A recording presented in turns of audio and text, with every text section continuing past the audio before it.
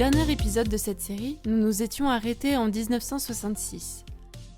À cette époque, l'école de Montrouge avait été renommée Institut de service social et le CFES, Centre de formation d'éducateurs spécialisés, venait de signer un contrat de location pour un terrain à Neuilly-sur-Marne. Il y déménagea le 17 novembre 1971 et prit le nom d'IFTI, soit Institut de formation des techniciens de l'enfance inadaptée. Administré par le CREAI Île-de-France, sa mission principale était alors de former des professionnels du secteur socio-éducatif et médico-social. Les locaux du centre étaient à l'époque gigantesques, plus de 3000 m² de surface habitable.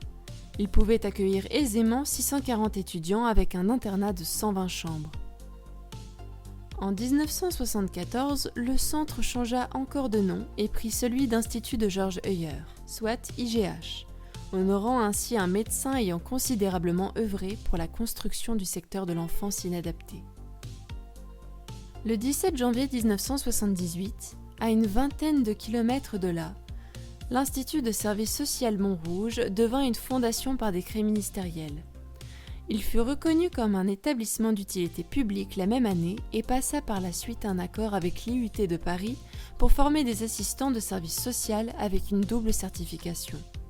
Ces derniers obtenaient ainsi à la fin de leurs années d'études un diplôme d'état d'assistant de service social ainsi qu'un DUT carrière sociale. Ce partenariat offrait plusieurs avantages aux étudiants de Montrouge. Il leur permettait d'avoir une reconnaissance universitaire de leurs compétences, car le diplôme d'état était valorisé sur le plan académique. Ils pouvaient poursuivre plus facilement leurs études par une maîtrise, l'équivalent de l'époque d'une première année en master. Les enseignements universitaires complétaient la formation technique qu'ils recevaient à la Fondation, et leur CV s'en retrouvait renforcé, notamment dans le secteur public ou associatif. Constatant les résultats positifs de cette première collaboration universitaire, la Fondation signa durant les années 80 une convention avec l'Université Paris 13, puis avec l'Université d'Évry-Val-d'Essonne. Ces partenariats permirent à des étudiants d'autres filières d'obtenir une double diplomation universitaire et professionnelle. En 1986, l'école conclut également des accords avec d'autres écoles du domaine social pour mettre en commun leurs ressources pédagogiques, humaines et matérielles.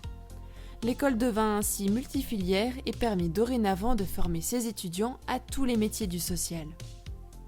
Un an plus tard, le 13 août 1987, l'école fut agréée par arrêté ministériel Institut régional de travail social d'Île-de-France et hérita de l'acronyme que nous lui connaissons encore, l'IRTS.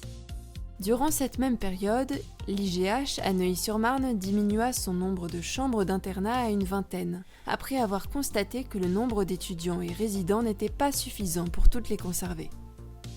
En 1989, le CREAI de Paris absorba deux autres centres de formation parisiens.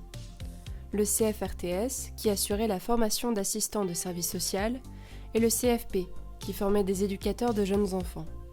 Ces deux centres se joignirent à l'IGH et mirent en œuvre un projet de formation commune avec l'Université Paris 13. L'Institut Georges Heuyer prit à la suite de cette collaboration le nom d'Institut supérieur d'intervention sociale, soit ISIS. Cette nouvelle appellation marquait sa volonté de développer une formation transverse et professionnelle et d'intégrer à ces formations une dimension universitaire.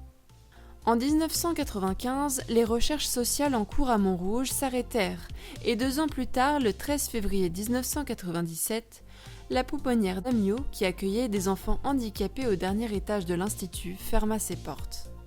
En 1996, le CREAI de Paris décida d'arrêter d'administrer l'ISIS et l'école devint progressivement indépendante dans sa gestion et autonome dans sa pédagogie.